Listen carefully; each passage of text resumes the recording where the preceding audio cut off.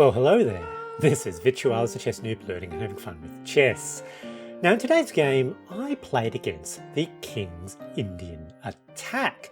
And I think this might actually be the first time, at least that I remember, that I actually played against it. And I'm actually pretty proud of this game. I got a very high accuracy, a bit over 90%, and I even got a brilliant move. Let's go take a look. So I've got the black pieces. Black opens with a slightly unusual opening. That's the Horati opening. So, D5. And now this transposes to the King's Indian attack. Funny thing, I actually played this game in Australia's King's birthday holiday, so I suppose fairly fitting.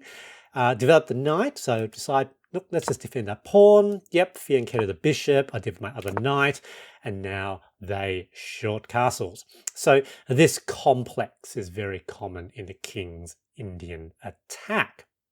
Now, Stockfish actually calls this move prior to d4 an inaccuracy, and basically because they're giving up the center, because here I can pretty much immediately push e5, taking control of the center, and then potentially attacking that knight.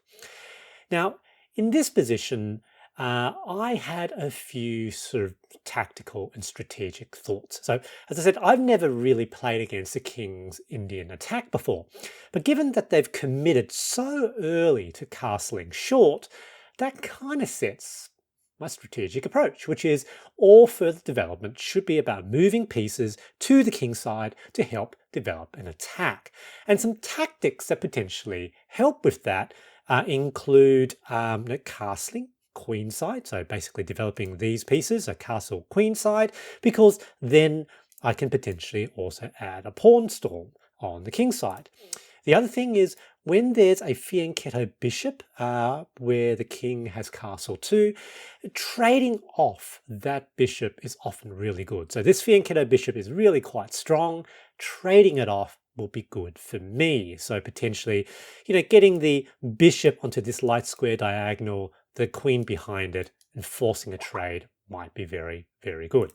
So what I did here was develop bishop to g4. You can see that Stockfish thinks that immediately developing, pushing the pawn to e5, taking control of the center is best. But my logic here is that this potentially constrains the movement of the knight, also constrains the movement of that e-pawn, because white probably wouldn't want to pin their knight to their queen. Potentially I might induce white to move their h-pawn, which will work, weaken their kingside defenses. Let's see what happens. So they push a d-pawn, so probably immediately playing d4 might be better. Now queen to d7, getting ready for queenside castle, and also putting the queen and bishop as a battery on that diagonal. I want to trade off their bishop.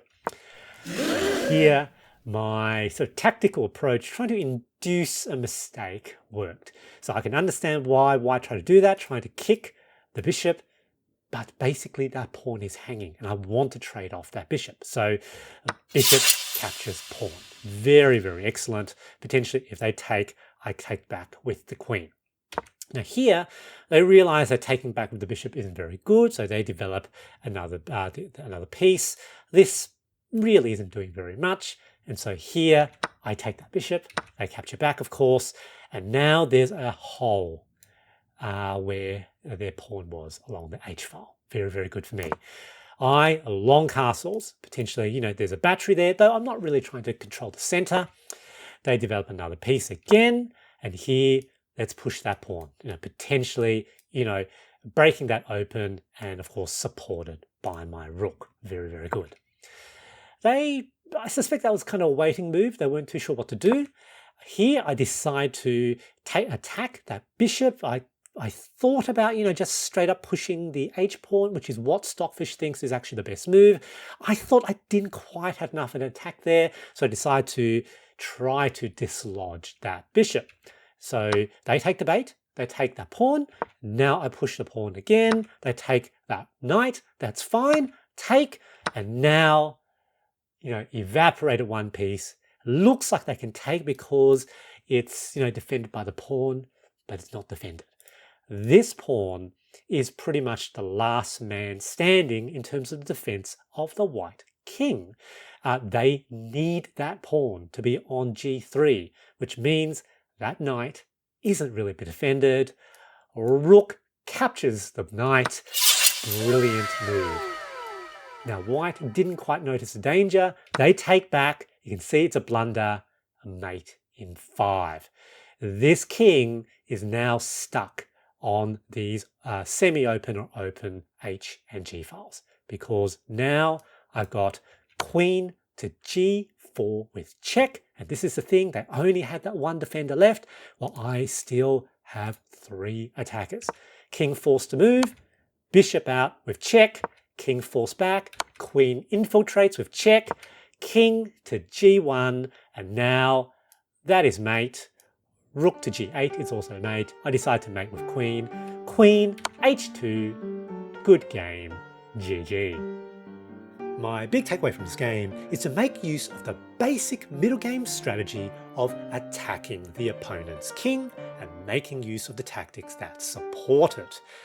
Framing your mindset in this manner allows you to identify the next best moves or next good moves, even if they are not the most accurate.